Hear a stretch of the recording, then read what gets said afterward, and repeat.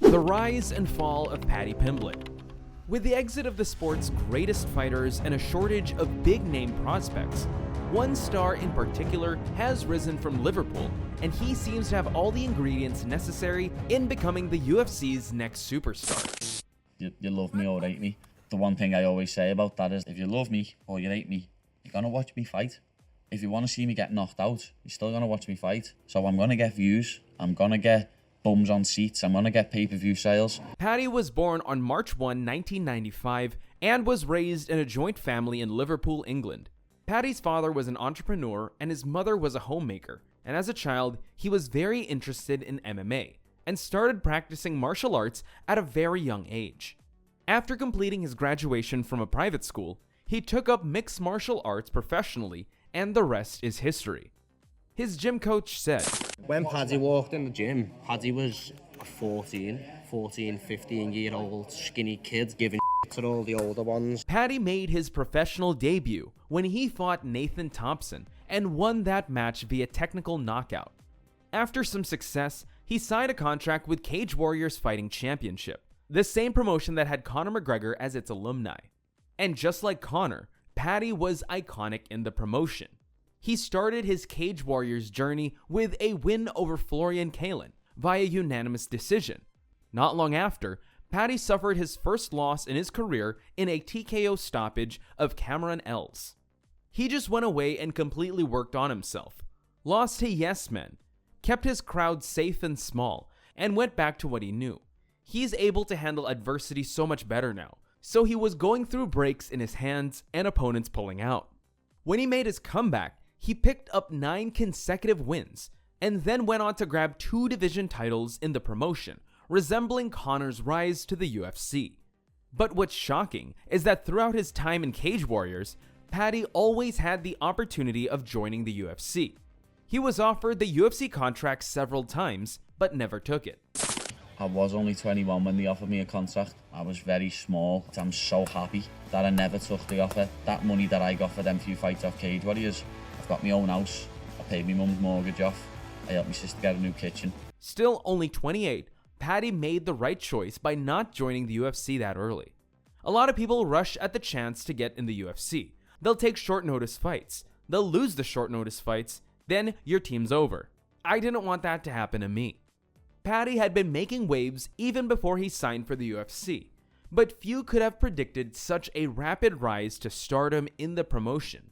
Since joining the UFC, the Liverpool fighter has already stood out as one of the organization's most captivating new stars, winning all 4 of his fights so far, and combining that success with the kind of personality that Dana White dreams of.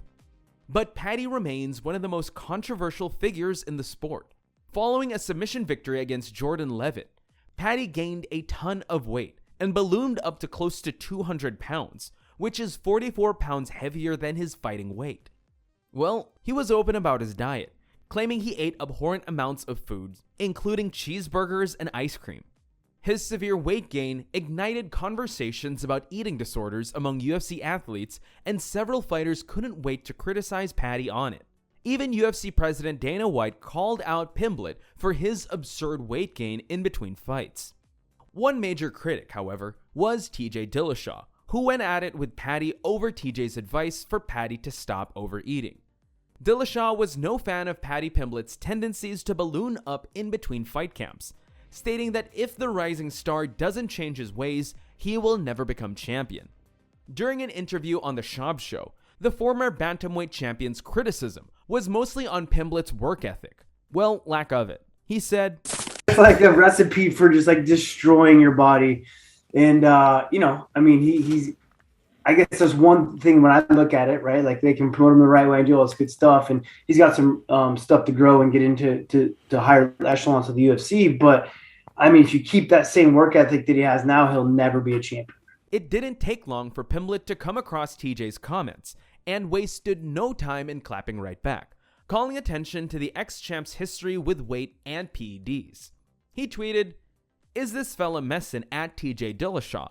Used to sell t-shirts with his fat face on it saying Fat Tyler on when he came out of camp. Don't forget your own past sausage, cheating little juicehead. would never have won a belt without them steroids, you fucking mushroom.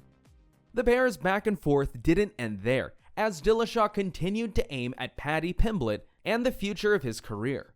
Wasn't even trying to be mean at the UFC baddie, getting all sensitive. Must be a tasty subject.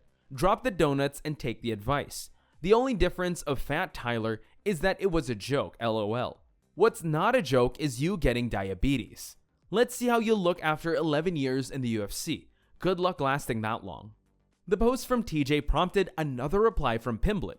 Unsurprisingly, Paddy landed the knockout blow with this tweet.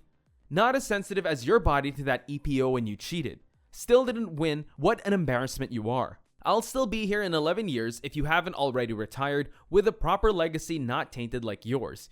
And also, a lot of money in my pocket than you're ever gonna earn nights, son. More controversy came after the results of Paddy's UFC 282 fight with Jared Gordon. Though Gordon appeared to have won the fight, the judges gave Pimblett the decision. But despite the close call, Paddy acted as his normal self after the fight. Again, the UFC commentator Joe Rogan asked him if he thought that the fight was close. Paddy claimed it was not. He then ranted about how impressive of a fighter he is despite the underwhelming performance. Listen, I'll take a shot off anyone. No one's knocking me out. I've said it before. I'll say it again. I'm a Scouser. We don't get knocked out. We crack on through anything. Well, several fans of the fighter accused the judges of hopping aboard the Paddy hype train themselves and scoring Pimblett's fight against Gordon in his favor to help the promotion. But perhaps Paddy's biggest conspiracy in the UFC is when he and Dana White made a coalition against renowned MMA journalist Ariel Helwani. The controversy started when Paddy took a dig at Helwani, calling him a rodent, while talking to Dana. He also mocked Ariel Helwani in an Octagon interview with Joe Rogan. Ariel Helwani in particular, he loves earning money off fighters. He hates on you, hates on the UFC, even hates on me now. He uses fighters for clicks to make money. Get your dough out, Ariel. Start paying people for these interviews, what you make thousands of pounds on, you little rodent. To which Dana replied, He's a massive sack of is what he is. He's the biggest piece of all time, and I couldn't have said it better. Helwani in turn accused Paddy and his manager of asking for money for an interview.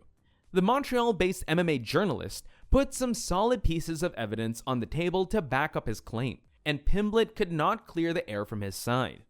To support Helwani's side of the beef, YouTuber The True Geordie has now come forward with fresh accusations against the fighter and his manager.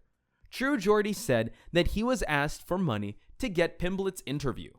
But perhaps all those controversies are needed in the making of a superstar. Throughout his rise in the UFC, Paddy has labeled himself the next Conor McGregor, perhaps due to his accent and Cage Warrior experience. While there are definitely some parallels between the rise of Paddy Pimblett and the rise of Conor McGregor, the truth is that right now, the baddie is incomparable to the notorious. Unlike Conor's early victories, Paddy's wins have not been flawless. He may not have his entire country behind him, and besides, Conor made a much quicker step up in competition. Now, fellow Englishman and UFC commentator Michael Bisping has now come out to advise Paddy.